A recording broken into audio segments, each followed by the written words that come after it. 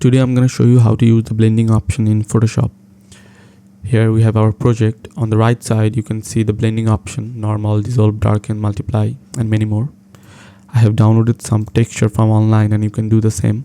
Just simply drag it, then resize it and use the blending option. You can change and you can do any kind of blending options. So let's go with darker color.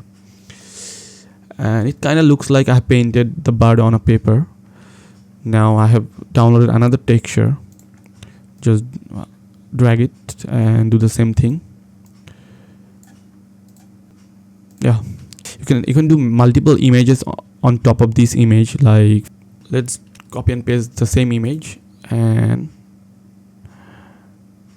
see, it's a completely new artwork and you can play with it and you can do anything with it. So it's a very simple and quick and easy tutorial. I hope it helps.